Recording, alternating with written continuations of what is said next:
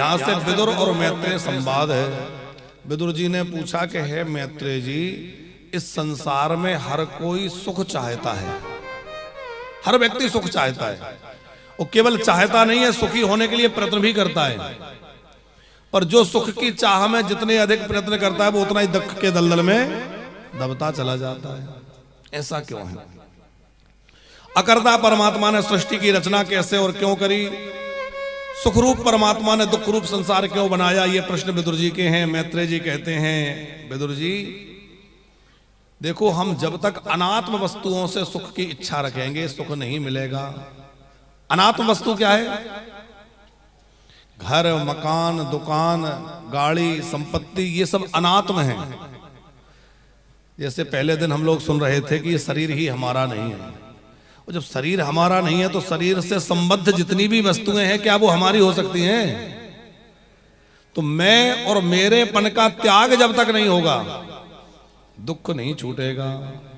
जब तक देहाभ्यास है, जब तक मैं और मेरा है, तब तक इस दुख बना रहेगा। लेकिन जब कभी मैं और मेरा छूट गया, देहाभ्यास छूट गया, उसी समय साहब आप सुख के सागर में पहुंच जाएंगे। दुख के 3 कारण शास्त्रों में कहे गए हैं। तापड़िया जी, आप लोग बड़े अच्छे श्रोता हैं और बड़े मन से सुनते हैं, तो हमें भी बड़ा आनंद आता है सुनाने में। चैनल में कथा देख देख के कई लोग फोन लगा रहे हैं, महाराज जी आप हमारे यहाँ तो ऐसी कथा नहीं करते, वहां तो बड़ी अच्छी कथा कर रहे हैं। हाँ, कल हमारे संगीतकार कह रहे थे, महाराज जी आप वानप्रस्थ धाम में इतनी बढ़िया कथा नहीं कह रहे थे, यहाँ कहते यहाँ तो बड़ी अच्छी कह रहे हैं। तो हमने कहा देखो, कथा वक्ता थोड़ी बोलता है, कथा तो ठाकुर जी बोलते हैं और भक्त बुलवाते हैं। भक्त बुलवाते हैं और भगवान बोलते हैं। अब भक्तों की जैसे जिज्ञासा होगी और जितनी श्रद्धा होगी अपने आप भगवान उतनी कृपा करते चले जाएंगे। खूब भगवत कृपा है। तापड़िया जी ने ये कितना बढ़िया अनुष्ठान और आयोजन रखा है। प्रातः काल की बेला में बहुत सुंदर जो है नित्य प्रति अलग अलग अनुष्ठान चल रहे हैं। एक दिन गणपति जी का अर्चन हुआ, फिर जो है अगले दिन आज जो है सवेरे का प्रातः सत्र में रुद्राभिषेक और शिवार्चन हुआ। कल हमारे गोपाल जी का सहस्त्रार्चन है, अर्चन है, अभिषेक है, लड्डू गोपाल जी का अभिषेक होगा। आप सब लोग उसमें सम्मिलित होइए, खूब आनंद लीजिए। तो प्रातः सत्र में नित्य प्रति अलग अलग अनुष्ठान और सायं सत्र में खूब कथा का आनंद। रात्रि में थोड़ी देर कीर्तन और कर लिया करें तो आनंद ही आ जाए। हाँ, आप लोग बड़े सुधी श्रोता हैं और आपके बीच में कथा में खूब आनंद रस बरस रहा है। बिटिया कह रही है इतना थक जाते हैं। बात तो बिल्कुल ठीक है, क्योंकि समय लंबा है, कथा भी 4 घंटे से अधिक ही चल रही है। खूब आनंद लीजिए। देखो एक बात और है, ऐसे आयोजन करते रहना चाहिए। आप कहेंगे आप तो कहोगे ही आपको बुलाते रहें, इसलिए नहीं कह रहे। अब बुलाते रहो तो अच्छा है, ना बुलाओ तो राम जी और कहीं देखेंगे। पर हम इसलिए कह रहे हैं तापड़िया जी कि इतने व्यस्ततम जीवन में किसके पास समय है कि 7 दिन पूरे परिवार एक साथ रह सकें? आज के इस भागदौड़ भरी जिंदगी में कहां पूरा परिवार एक साथ बैठ पाता है? शादी ब्याह में भी लोग मिलते हैं तो वहां भी भागदौड़ लगी रहती है, और वहां तो लोग वो लीपा पोती के चक्कर में बैठे नहीं पाते। होता है कि नहीं? वो अब ज्यादा नहीं कहेंगे, अभी हमें 4-5 दिन और रहना है। तो शादी ब्याह में भी उतना ज्यादा समय नहीं मिलता। पर ये जो सत्संग सभाएं होती, सत्संग के आयोजन होते हैं, अब इसमें क्या है कि 7 दिन खूब बढ़िया प्रेम से साथ रह रहे हैं। पूरा परिवार, रिश्तेदार, स्नेही जन एक साथ अपना सब काम छोड़ के यहाँ आ गए हैं और खूब आनंद से भगवान की कथा भी सुन रहे हैं। परस्पर आपस में मिलना जुलना, हास विलास सब होता है, तो उससे क्या है आपस में प्रेम बना रहता है। और जब बड़े लोग ही नहीं मिल पाएंगे तो ये बच्चे क्या समझेंगे कि कौन हमारे फूफा जी, कौन हमारे फलाने जी, कौन क्या जी, वो धीरे धीरे दूर हो जाएंगे। लेकिन जब पूरा परिवार एक साथ रहता है तो स्नेह बढ़ता है। तो इसलिए समाज में ऐसे अनुष्ठान, पारिवारिक आयोजन, सामाजिक स्तर पे जो बड़े बड़े आयोजन होते हैं वो अपनी जगह होते हैं, वो भी होना चाहिए, उनकी अपनी अलग विशेषता उपयोगिता है, पर पारिवारिक आयोजन भी समय समय पे होते रहना चाहिए। और भगवान खूब कृपा करें तापड़िया परिवार पर, ताकि खूब भगवान की कृपा से जो है इतना भगवान ऐश्वर्य दें कि ऐसे खूब आयोजन करते रहें। तो हम आपसे निवेदन कर रहे थे कि दुख के 3 कारण हैं, काल, कर्म और स्वभाव। काल माने समय खराब, कभी कभी ये होता है सब कुछ बढ़िया है पर समय खराब चल रहा है तो परेशान है। दूसरा है कर्म, हमारे पिछले कुछ कर्म ऐसे रहे हैं इस जन्म के या और पिछले जन्मों के, जिनके कारण जीवन में दुख आ रहा है। तो काल, कर्म और तीसरा है स्वभाव। कई बार व्यक्ति का स्वभाव ऐसा होता है कि उसको कुछ भी कर दो वो सुखी नहीं रह सकता। काल के कारण जो दुख है, समय के कारण, समय बदलेगा दुख निकल जाएगा। कर्म के कारण जो दुख है, कर्म का भोग पूरा हो जाएगा वो दुख समाप्त हो जाएगा। पर भाग्य जो स्वभाव के कारण जो दुख है वो कभी नहीं बदलेगा, क्योंकि स्वभाव बदलता नहीं है और वो दुख बना ही रहेगा। कई लोगों का स्वभाव होता है।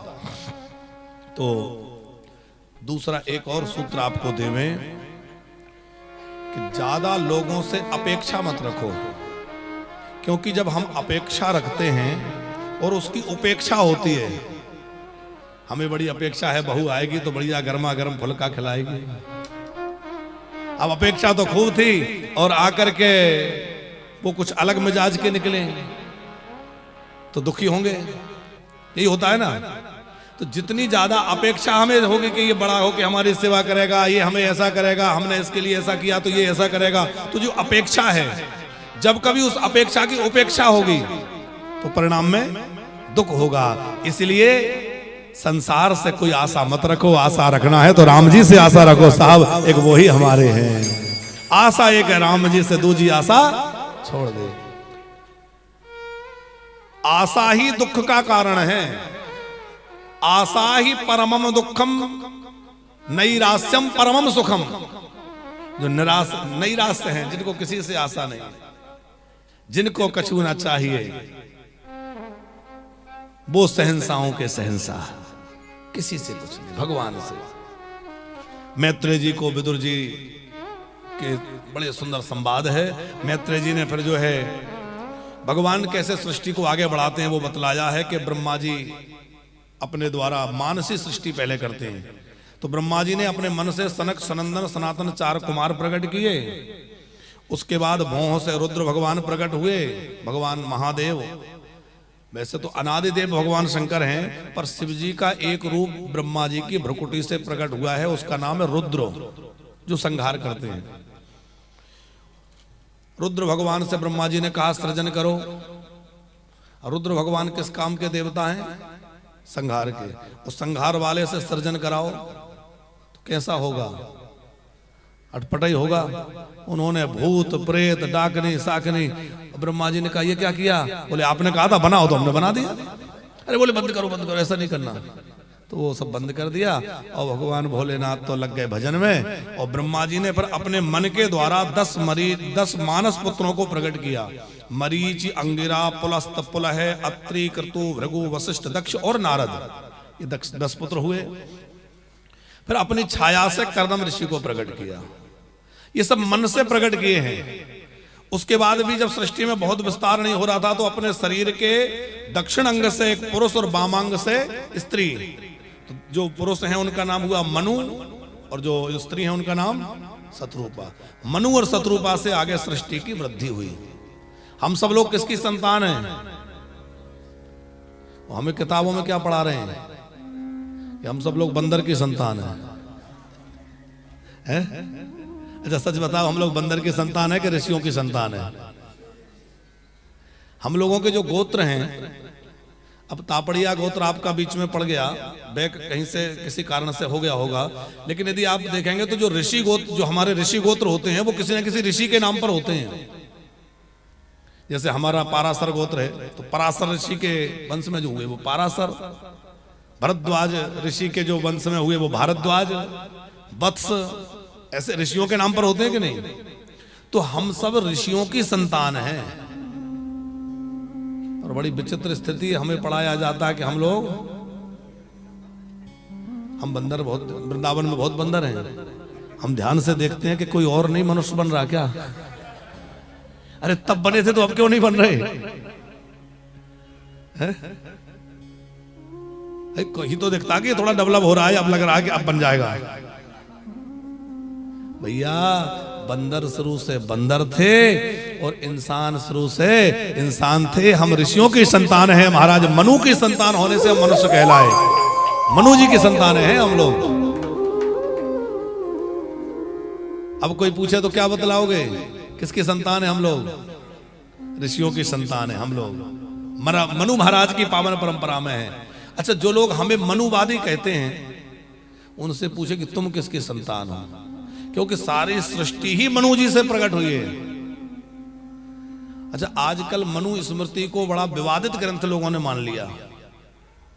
मनु स्मृति बड़ा ही पवित्र और दिव्य ग्रंथ है, पर क्या हुआ कि जिस समय मुगल आए, मुगलों ने विचार किया कि भाई इन लोगों में तो इतनी एकता है कि इनको पराजित करना बहुत मुश्किल है, और समाजों की, सारे समाजों की निष्ठा ब्राह्मणों में है, ब्राह्मण इनका मार्गदर्शक है। जब तक ये ब्राह्मणों के प्रति निष्ठा रखेंगे, इनको धर्म से भ्रष्ट नहीं किया जा सकता, इनको इस्लाम कबूल नहीं कराया जा सकता, या अपने मंसूबों में वो कामयाब नहीं हो पा रहे थे। तो उन्होंने हमारे विद्वानों को भय अथवा लोभ दिखा करके कुछ श्लोक बनवाए और हमारे धर्म ग्रंथों में उनको डाल दिया, जिससे आपस में लोग झगड़ जाएं, ब्राह्मणों के प्रति नफरत पैदा हो जाए और समाजों में आपस में झगड़ा हो जाए, ताकि हम लोग अपने काम मंसूबे में कामयाब हो जाएं। तो वो प्रक्षिप्त श्लोक कुछ डाल दिए, जिसकी वजह से लोगों में ऐसी बातें होने लगी कि अरे ये तो ऐसा ग्रंथ है, इसमें ऐसा कहा है, ब्राह्मणों ने ऐसा किया है। ऐसा नहीं है। और आप खूब जानते, मनु जी ने शत्रुपा ने तपस्या करी कि भगवान हमारे पुत्र बन जाए। तो क्यों करी? अरे भगवान तो इनके पुत्र के रूप में पहले ही थे। इनके यहाँ इनकी वंश परंपरा में आगे हम सुनेंगे, परंपरा में कितने सारे अवतार हुए, कपिल अवतार, ऋषभ अवतार, आदि आदि। फिर इन्होंने ऐसा क्यों किया? इसलिए किया कि इन्होंने जो मनुस्मृति ग्रंथ लिखा, उस ग्रंथ के अनुसार चलने वाला कोई मनुष्य नहीं मिल रहा था। ग्रंथ तो बना दिया, तो भगवान से कहा कि आप प्रकट होइए। तो भगवान ने अक्षरशः उसको चल के दिखा दिया, जैसा बनाया था वैसा भगवान ने चल के दिखा दिया। बोले मनुष्य को ऐसे होना चाहिए। राम जी का चरित्र बड़ा आदर्श चरित्र है। भाई भाई के साथ कैसा व्यवहार करे, है? मित्र का मित्र के प्रति क्या कर्तव्य है, रामचरितमानस हमें सिखाता है। जब राम जी ने देखा कि सुग्रीव को हमने मित्र बना लिया, तो राम जी ने सुग्रीव को मित्र बना लिया, तो जब तक सुग्रीव को उसका खोया हुआ राज्य और पत्नी लौटा नहीं दिए, तब तक जानकी जी के हरण का दुख भी भूल गए। पहले सुग्रीव को राजा बनाने में लग गए। और तो और शत्रु भी राम की बढ़ाई करते हैं। पुत्र हो तो राम जैसा, भाई हो तो राम जैसा, पिता हो तो राम जैसा, पति हो तो राम जैसा, मित्र हो तो राम जैसा, और शत्रु भी हो तो हाँ रावण जैसा नहीं, राम जैसा।